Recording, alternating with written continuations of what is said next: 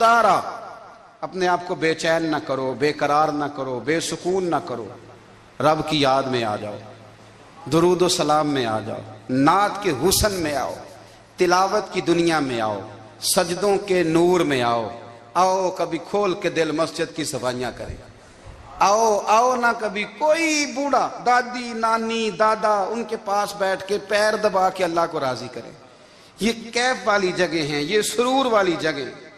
اتنی بے چین ہماری زندگی ہے، بے قرار ہے، تڑپتے ہوئے لوگ، لڑتے ہوئے لوگ، ایسے لگتا ہے ابھی ایک دوسرے کا گریبان تھام لیں گے، بے قرار بے چین۔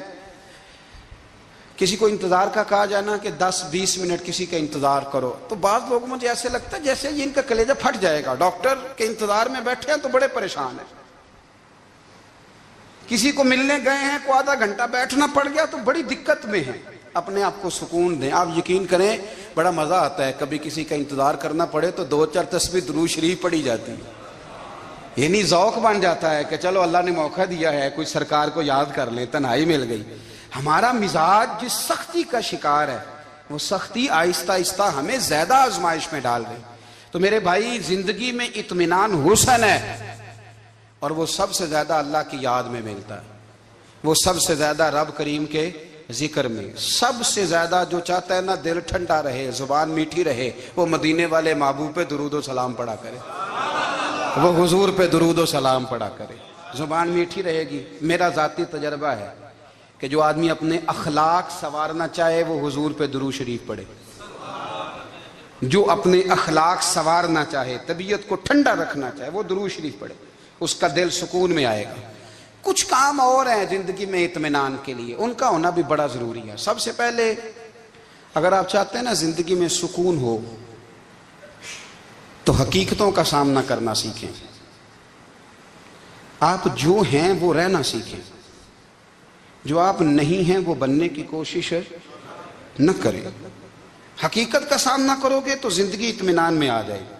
ہم نے نا بہانے بنا لیے ہیں، ہیلے بنا لیے، جھوٹ کے سہارے اپنے آپ کو اونچا کر لیا۔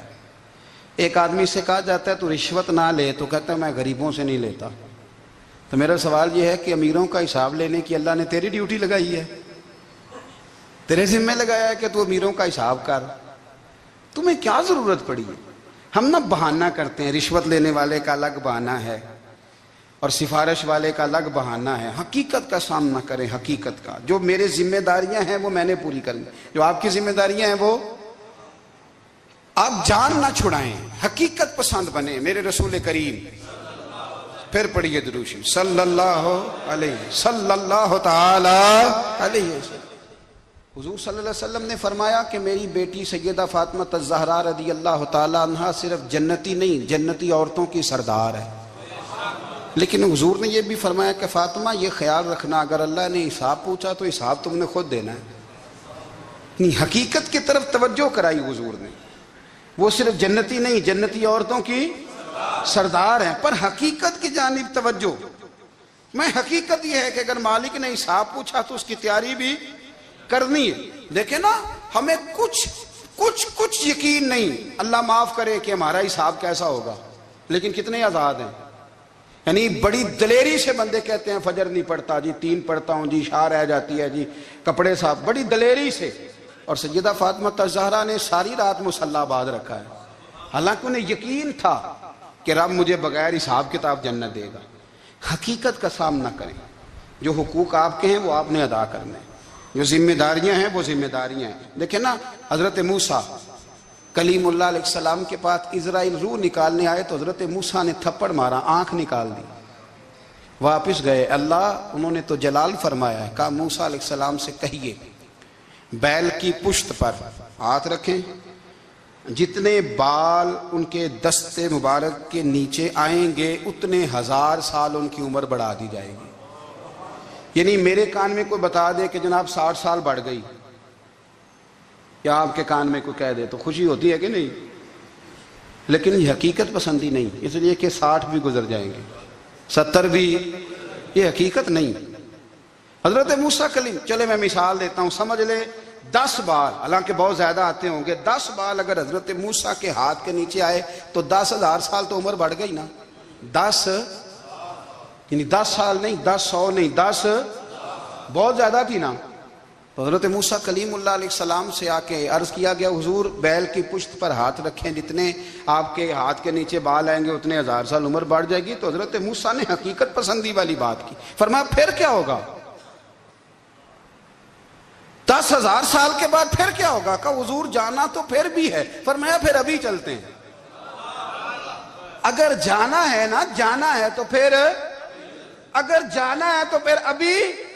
اور سجنوں اگر نماز پڑھنی ہے تو ابھی کیوں نہیں؟ اگر داڑھی رکھنی ہے تو پھر رمضان کا انتظار کیوں کریں؟ ابھی کیوں نہیں؟ اگر سچ بولنا ہے تو پھر، اگر رزق حلال کھانا ہے تو پھر انتظار کاہے کا؟ حقیقت ہوتی ہے، بہانہ ہوتا ہے. حقیقت چھپ نہیں سکتی بناوٹ کے اصولوں سے، کیونکہ خوشبو آ نہیں سکتی کبھی کاغذ کے پھولوں سے. یہ بات یاد رکھیں. اگر جانا ہے تو حضرت کلیم فرمانے لگے پھر 10,000 سال کے بعد بھی جانا ہے تو آج بھی. ہمیں بے قراری زندگی میں اس لیے کہ ہم حقیقت پسند نہیں، ہم بہانوں میں، ہم ہواؤں میں جیتے ہیں، ہواؤں میں، خیالات میں زندگی گزارتے ہیں. بڑا ٹائم پڑا ہے. مثلاً کتنا میرے رسول کریم صلی اللہ تعالیٰ علیہ وآلہ وسلم نے ایک دن صحابہ سے فرمایا تمہیں حیا نہیں آتی؟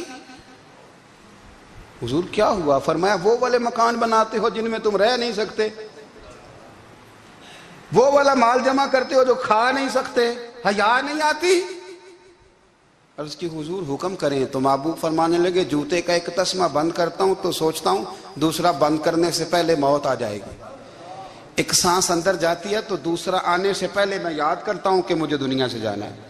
تمہیں حیا نہیں آتی؟ وہ مکان بناتے ہو جن میں رہ ہی نہیں سکتے، وہ مال جمع کرتے ہو جو کھا. حقیقت پسند نہیں بھائی. ہم بہت سارے لوگ ہیں بڑی باتیں سناتے ہیں، بڑی. میں کہتا ہوں اصل میں نا زیادہ باتیں سنا کے نا بیچارہ اپنے آپ کو مطمئن کرنا چاہتا ہے. اصل بات یہ ہے کہ اندر سے نا ہلا ہوا ہے، کچھ بھی نہیں. بڑا زیادہ ہنستا ہے اور مجھے لگتا ہے کہ کوئی گہرا زخم چھپا رہا. اس لیے ملمہ سازی. حقیقت پسند بنو. حقیقت